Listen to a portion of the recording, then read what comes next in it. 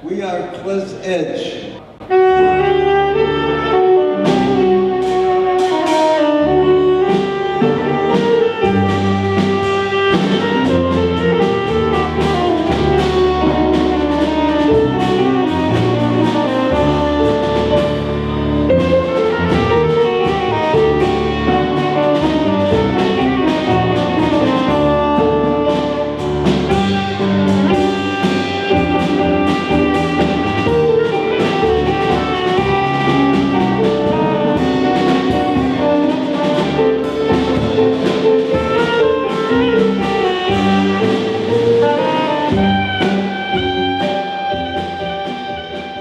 My mother was a classical music teacher at one point, and we had a small grand piano in the living room. And at 5 years old, I reached up, and I'm left-handed, linker hand. So I reached up to play boogie-woogie lines on the piano. I couldn't reach it from the bench, the piano bench, so I was just standing there trying to play boogie-woogie. And my mother heard that, and she said, "Oh, this kid's going to get in trouble trying to play the black people's music. We better get him straight with some classical training."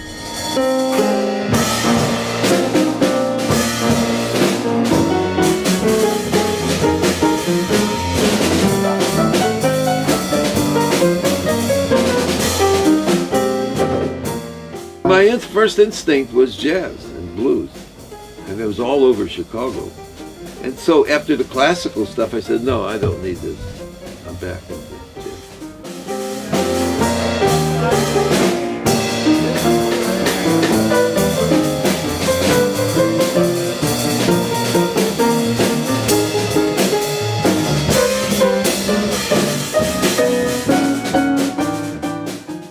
At that time, black people were destitute in Chicago. There was really the Mason-Dixon line between North and South, Madison Street. Below Madison Street were the black ghettos. We're talking about the 40s. They had a hard time.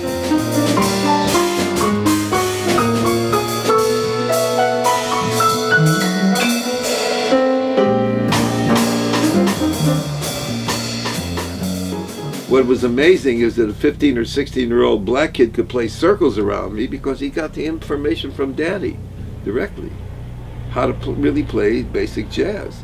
And at that time, there was hardly any books around or anything, and I wasn't learning anything on the north side, so I had to study on the south side by listening, because I was nervous and I'd screw up the time, I'd screw up the form, but I wanted to play.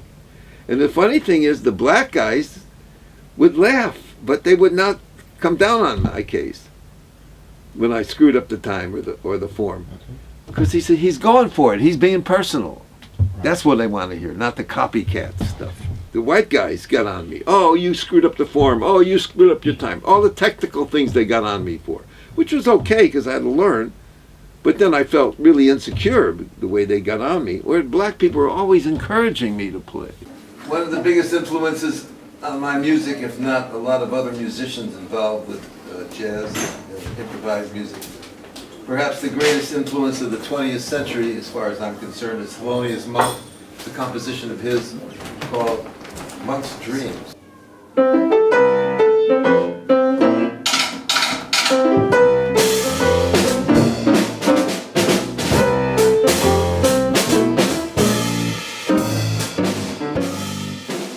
You need enough technique to express your deeper feelings, your soul, through the music. That's how much technique you need. Not so much technique that you show off your technique, because that's technical, left brain stuff, analytical stuff, and it has no soul in it. And a great example of a guy who just played every note and every nuance or every rest was Thelonious Monk. He had great technique, but he never showed off. So he was even criticized by critics or reviewers saying, oh, he has no technique. He played his soul. That's what made him so great.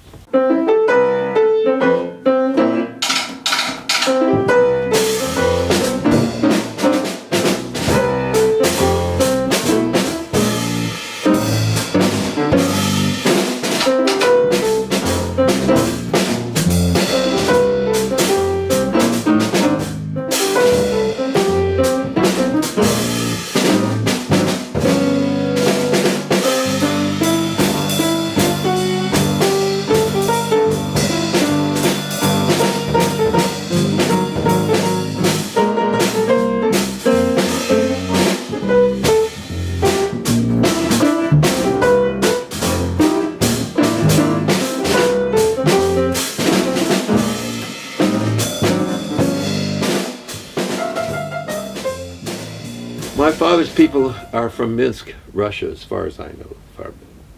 Maybe other parts of Russia. I don't know, Kiev or something. But in the last 150 years from Minsk.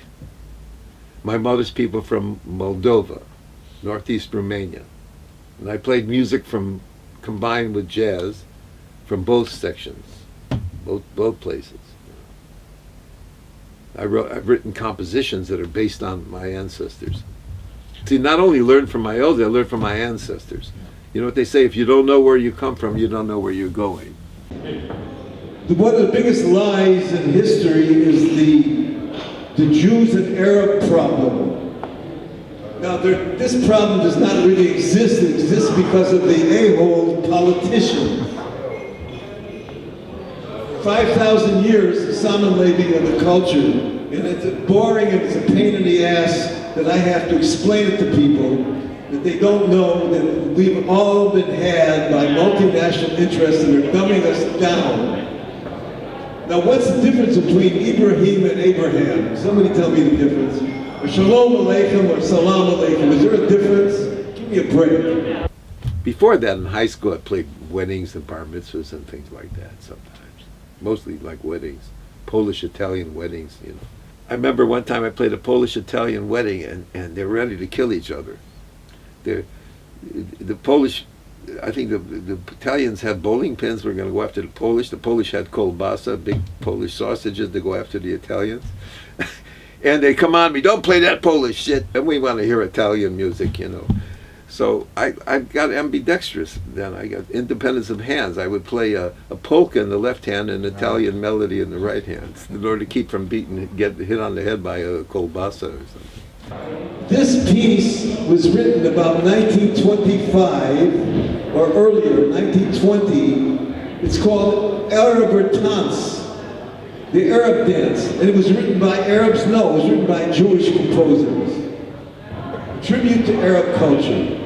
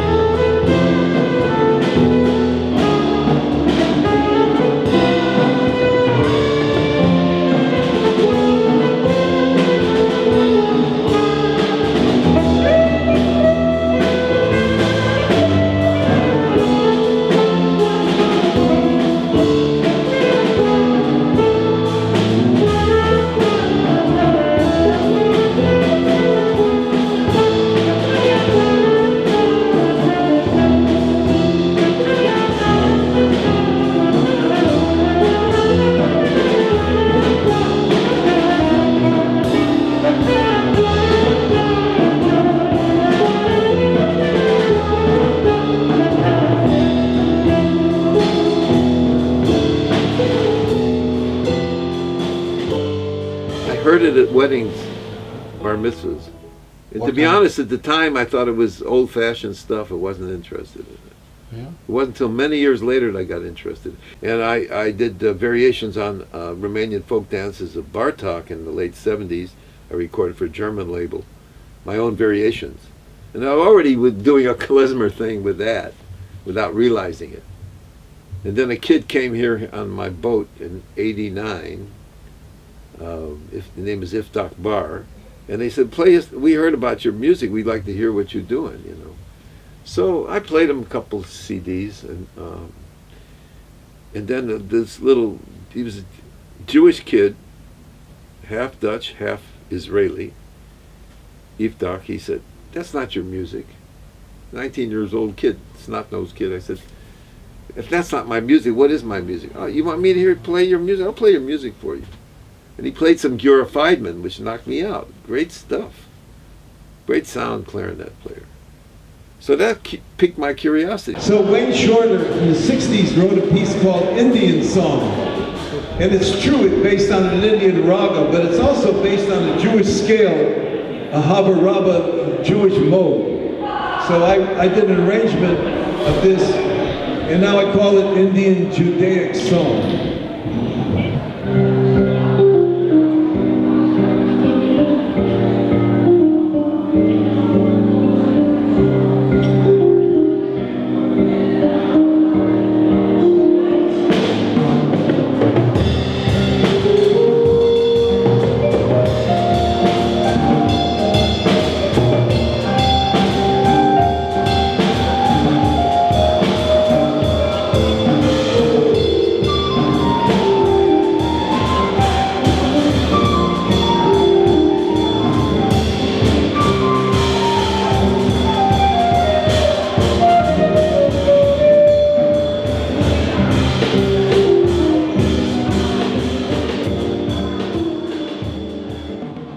I'll start with one of the most popular Jewish modes, the Havaraba, which is known since at least the 8th century in Jewish music. It's been in Indian ragas probably much longer. The Greeks have used modes that are similar. We did a piece by Wayne Shorter that also uses this Havaraba mode. Now, he thought of it as being an Indian scale, which of course it is, an Indian raga scale. And he wrote a piece in the 60s called Indian Song. But a Jewish friend of mine from Israel, a drummer, Igal Foni, told me about this. He said, check this out, it's also a Jewish mode.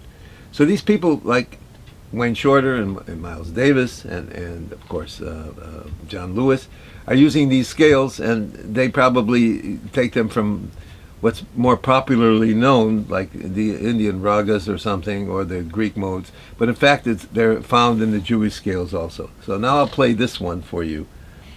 This is the Havaraba mode. Now the first thing you notice is there's a half step, the minor second, which is very prominent in Jewish ragas and Jewish modes and scales, and also Arab modes. Here's an example of it in Nardis from Miles Davis.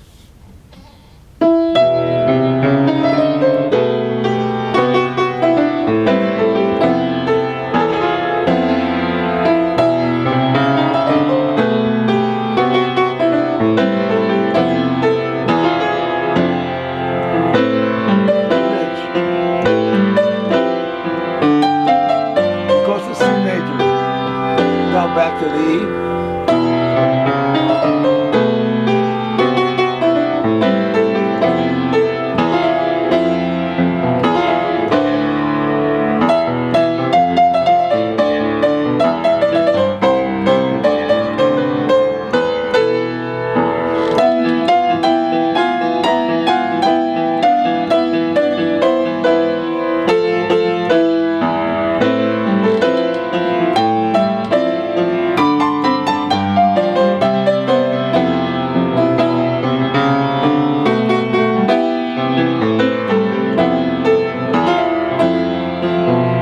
Just improvise with that mode.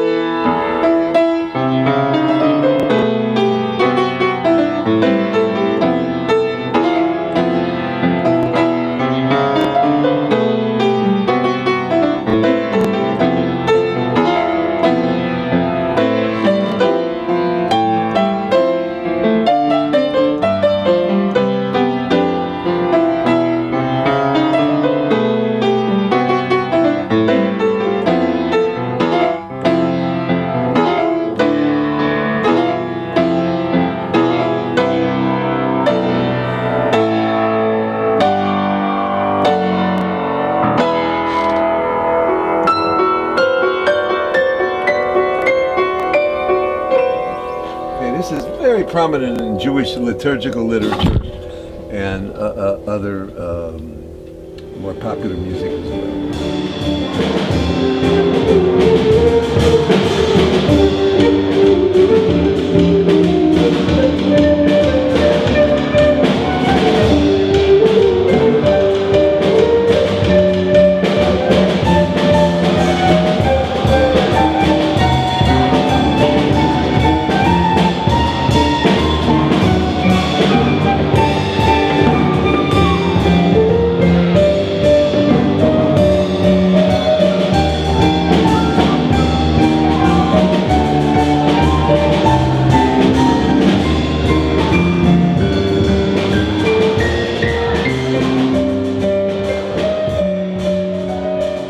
First time, end of '69, Willem Breuker invited me.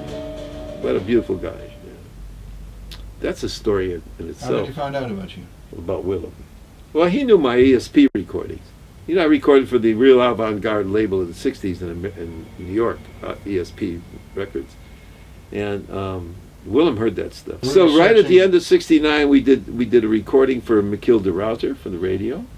We did some gigs. I mean, remember Dim Bosch in Amsterdam? We played around, you know. Arjen Gorter was 17 years old in the band, and Han Benning. That was my first exposure. And I liked it here, man. It was socialism. They had already, by the end of the 60s, socialism was already killed in America. So I had another 10 years of socialism here. So I would come and go. I found a little garden house in Prince Hendrikade for $50 a month. That was my base here in Europe. And I moved, turn around, you know, rent it to people, give it to people. Martin van Dijnhoven rented it one time.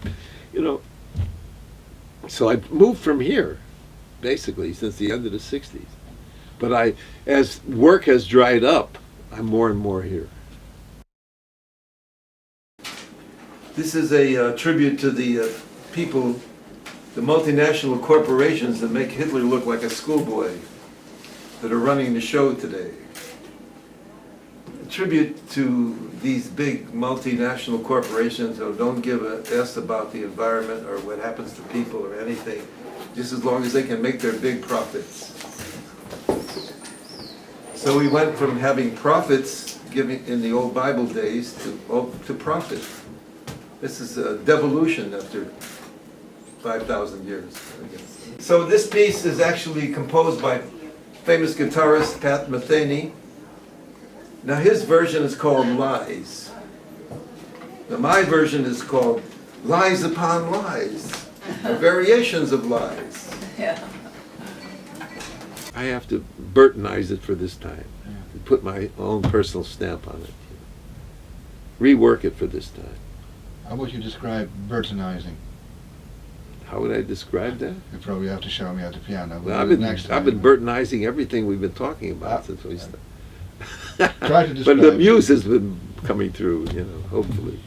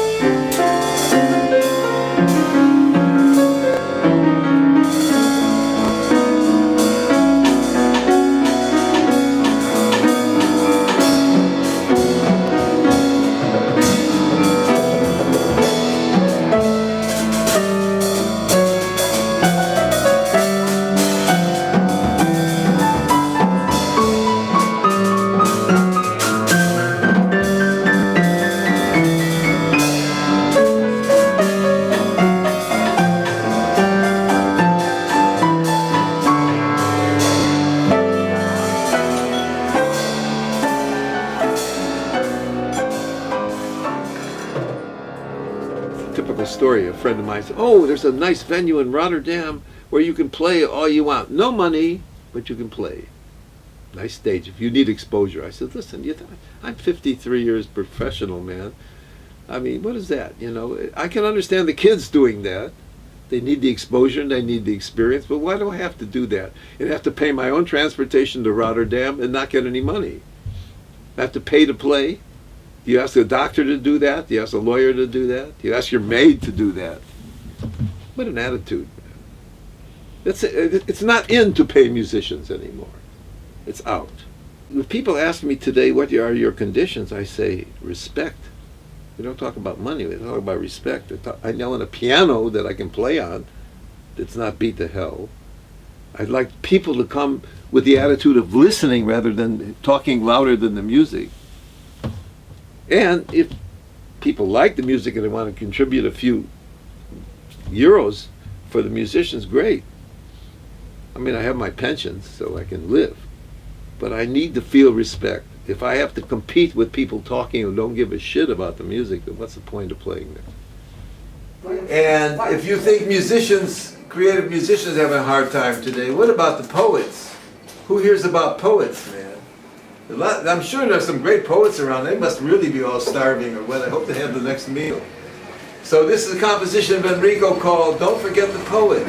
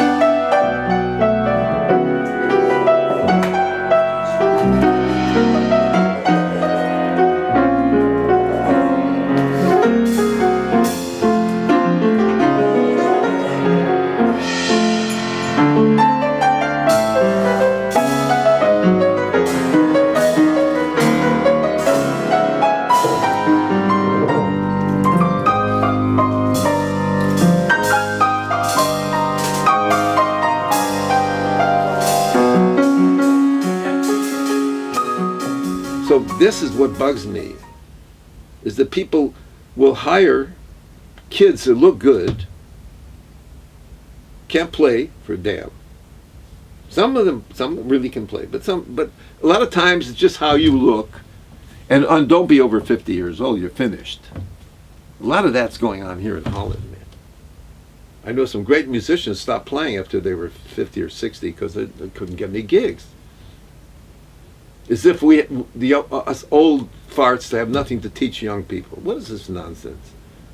All healthy third world countries, what's left of them, they respect the elders. That's how they learn. Not here. This is another one from Fiddler on the Roof. This is a composition nobody hears, and it's beautiful. You should hear Cannonball Adderley play Fiddler on the Roof. You can find it on YouTube. Now that's the real shit, you know. Listen to what black people do with Jewish music. Listen to that.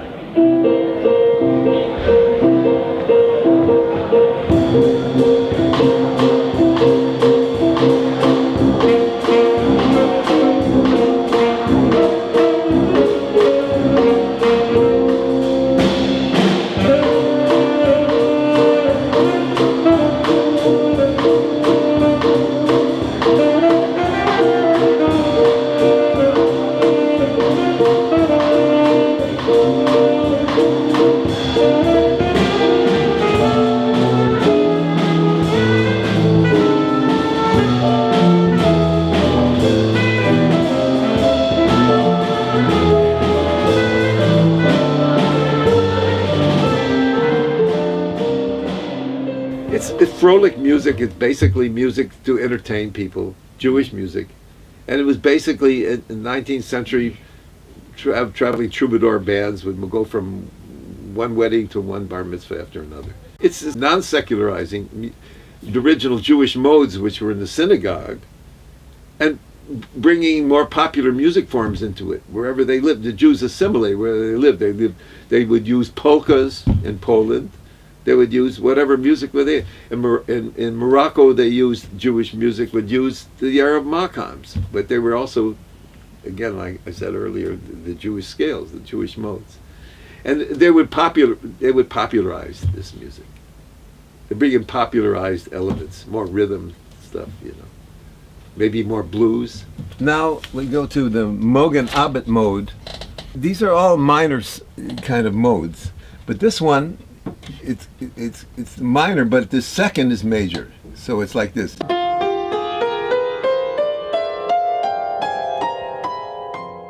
So this is the Mogen Abet mode, which has been around, as I understand, since before the 8th century.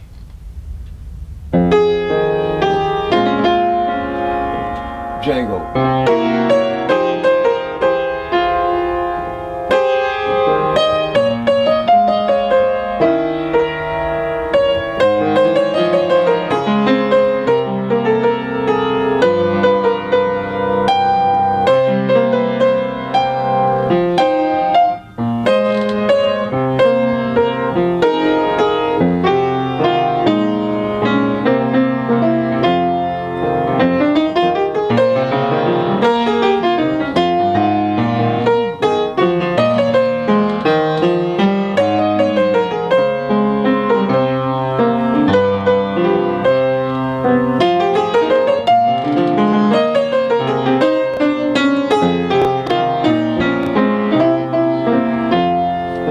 Scale again.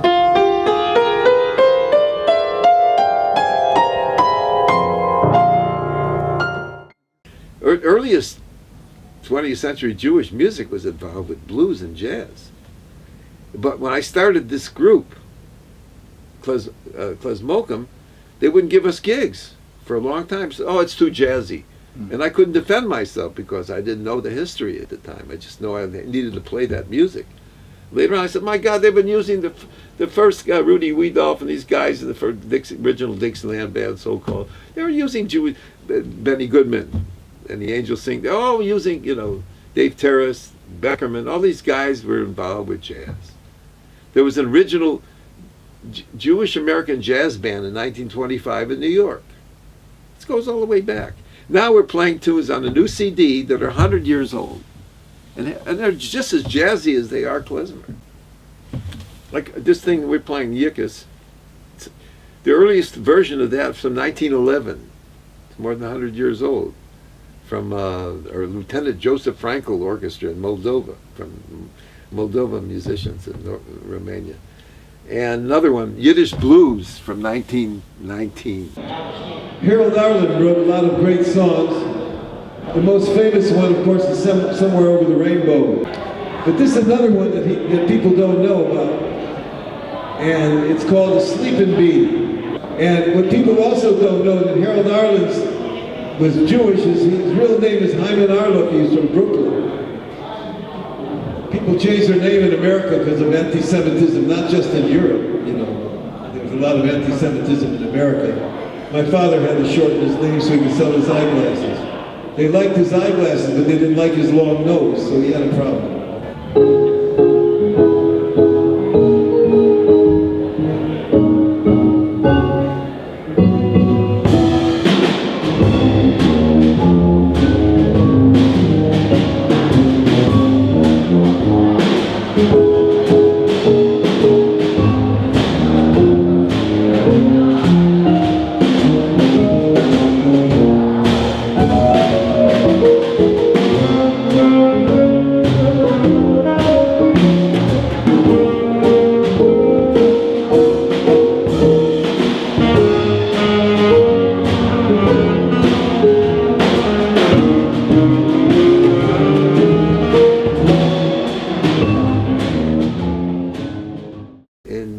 Jewish lexicon, we are neshama, the individual spirit in the big spirit, the nefesh, the big spirit. Anyway, if you're hooked up, meaning you're connected with your spirit, then the universal thing comes through you. But what's the perfection of the universe is that we're all different, but we're all connected at the same time. And what the fundamentalists, the poor fundamentalists, living in these small boxes don't, because they're so insecure, they can't see the boxes, the openness all around them. They're trying to make everybody the same like they are, which is so ridiculous, because God never created, or the Spirit never created one snowflake the same, or one grain of sand the same. And same with human beings and animals and everything. It's an amazingly different, complex, myriad forms, but the soul is the one. My yoga teacher for many years, I should mention his name, Swami Satchidananda. He's a great yogi teacher from South India. He said, truth is one, paths are many. Musicians don't have this box mentality. Maybe we should have musicians for president, if they wanted to be, but probably wouldn't want to bother with it. I knew John McLaughlin back in the late 60s, and wonderful, great guitar player. And I heard on YouTube a concert, I think it was at Montreux Jazz Festival in 1984, and he played this piece of his called Nostalgia, and I got hold of his email address and said, hey, you remember me, Burton, blah, blah, blah. I love that piece, please send it to me, and he did. So, this is the first time it's going to be on a recording. I hope he likes it. And of course, I had to Burtonize it, because I Burtonize everything. That's the way it is. If I'm Burton, I have no choice. So now it went from nostalgia to nostalgia variations.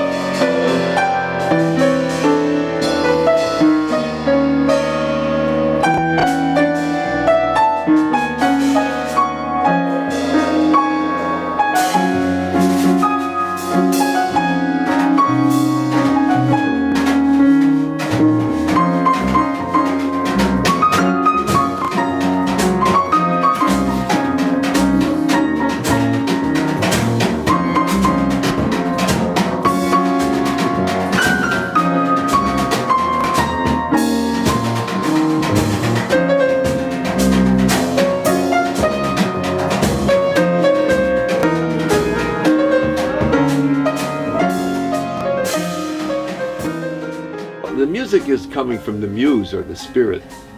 The music will help you grow out of your baby problems or your ego reflection problems. If you're really into the music, it'll help you grow up spiritually and mentally, physically even.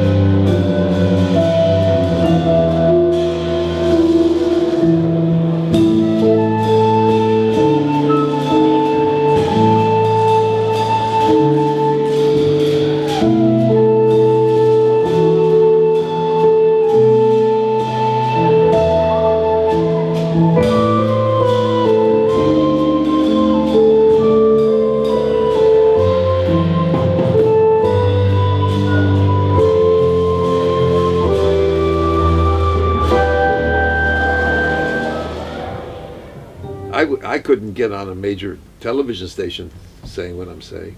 They're not interested. I have to go to Salto to say what I have to say. And I'm your local Chicago gangster here in Amsterdam a long time, Burton Greene. Thank you.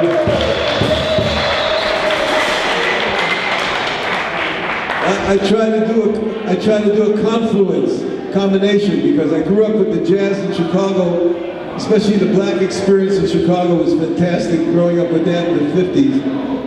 And, but then, when I came to Europe, I discovered that my grandparents also had culture. My mother's people came from Moldova, northeast Romania. My father's people come from Minsk and Belarus. So that's what you heard today, a synthesis of all those cultures coming at you. Hope you enjoyed it. Thank you. Last tune this evening is a composition of mine from a few years ago. It's called The Struggle Can Be Enobling. The Struggle Can Be Enobling.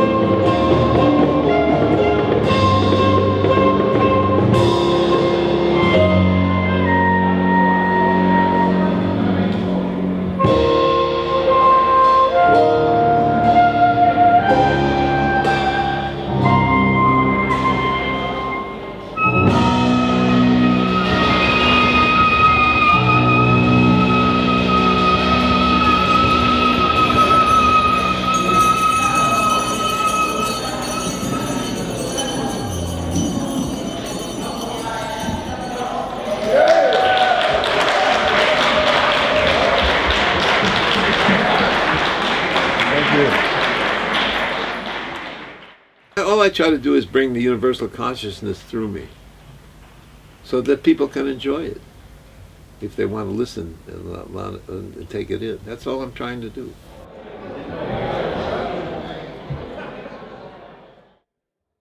As my yoga master would say, namaste, blessings to all of you. Mazel tov.